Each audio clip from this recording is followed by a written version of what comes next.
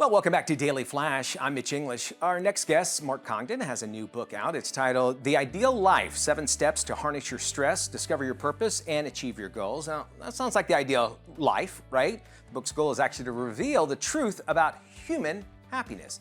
Welcome to the show, Mark. So glad to have you here. And before we kicked off, you've got some big news to share with us. You just found out.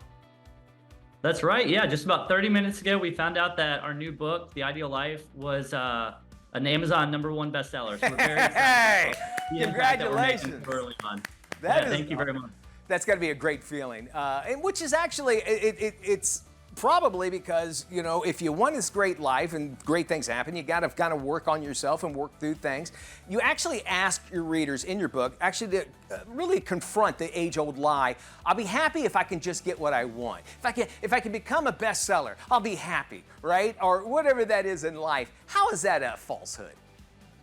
Yeah, that's right. And, you know, the ideal life is actually not about experiencing the perfect life. It's about understanding that when we achieve our goals, their power to unlock the dopamine that makes us feel good goes away. And so goal achievement is part of becoming a better version of ourselves as long as we have another goal in front of us. So we talk about setting an ideal goal, a master goal for our life that we can then use to pursue the shorter term ones. And when we do that, we are able to set up a sustainable dopamine reward system that can continue to serve us, not only as we achieve our goals, but as we continue to become more like the person that we want to be after that achievement. Sustainable dopamine that sounds like you're on an IV drip or something like that. But the a way for us to get that dopamine, or basically to feel happiness and everything, is achieving those goals, is what I'm getting from you. But how do we, without just having like a broad statement, I want to be happy at the end of my, in my later years or whatever. How do we get to that point? Well, what's interesting is the way to get there is actually by stressing ourselves out. Okay, so great. cortisol and the chemical that makes us feel stressed is a critical part of our reward system too, just like dopamine is. The trick is to understanding how to get in that sweet spot of stress that motivates us to pursue our goals without burning ourselves out. And so the I Got This framework, which we talk about in our book, allows us to get into that sweet spot of deliberate practice, Okay. so that we can learn new skills, achieve our goals, but do so in a way that unlocks the chemicals that make us feel fulfilled and motivated. I love the concept behind this because it talks about our physiology, things that in our life, dopamine, stress, and that sort of thing, the cortisol as well that you speak of, which all of us as humans have. It's a matter of controlling it, though, I would imagine, too, because everything that when we're going for a goal, we're putting more things upon us, which leads to that stress. How do we circumvent that, or and still get the amount of stress that we need in order to be happy? It's all about the control that you mentioned. So steps 5 and 6 of our framework are all about identifying the things that we can control, Okay. that can influence the uncontrollable goals we're going after. So in the framework, we call that the objectives and tasks that we pursue, but it's critical. And the extent to which we can focus on the things that we can control versus put all of our attention on the uncontrollable outcomes we want, the more we can do that, the more joy we can experience in life. That makes more sense. But also when you tell somebody is like, look, just you're not in control. How does that bring comfort, sort of thing? Do you just say, well, there's nothing I can do about it? Do you have that mental attitude? Because we want to be in control of our life. We want to control ourselves so we can obtain these goals. But, how do we go where we don't feel like we have any control at all? Or is that even a fear?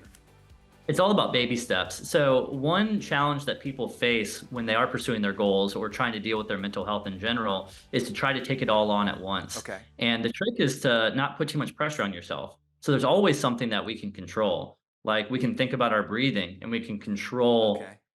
the pattern of that, and we can control the way that we're going to approach the next 60 seconds of our life. So when we're faced in a situation where we do feel completely out of control, there's always a way to bring it back to the moment and find one thing that you can focus on. And when you do that, you realize that that unlocks a spillover effect that allows it to be a little bit easier to control the bigger things that are needed to pursue those bigger goals. What about environmental situations? They put a lot on you as far as stress goes, or I can't do this because I can't be an actor because I don't live in Hollywood. It might be a broad statement or whatever, but how do you get around those sort of things and still not stress out or give up? Absolutely. There's a psychologist, Dr. Gabriel Ottingen, who talks about mental contrasting theory, and we incorporate that. We have an exercise you can do that we call a dose 180. The dose stands for the chemicals that it's impacting: dopamine, oxytocin, Okay. serotonin, endorphins. And the 180 is the idea that, yeah, you have this positive visualization of what you want to achieve, but the environment doesn't always allow for that. So you start on one side thinking about the positive, but then on the other side, you think about what are all the challenges and the negatives I'm likely to face? How will the environment maybe restrict me from controlling what I can control? Okay. And then making a plan for those challenges. And the science shows that positive visualization works as long as you're also negatively visualizing the challenges you're likely to face in your environment and a plan to overcome those. Yeah, because And if so we help people think through that. Yeah, if you're ignorant to them and go, I'll overcome them. I'm not worried about it. I'll overcome it.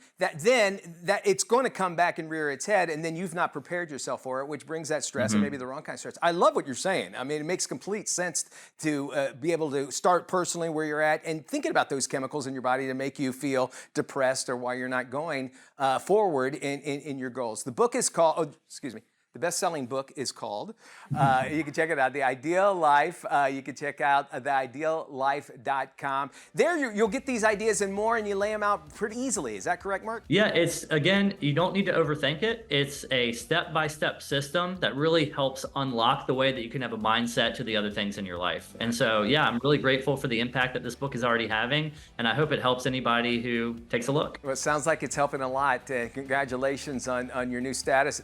Really good stuff. It's theideallife.com. We all want it. Now we know how to get it. Very simple. Take care of yourself. And remember, don't stress yourself out, but do stress yourself out. It makes sense if you read the book. More Flash after this.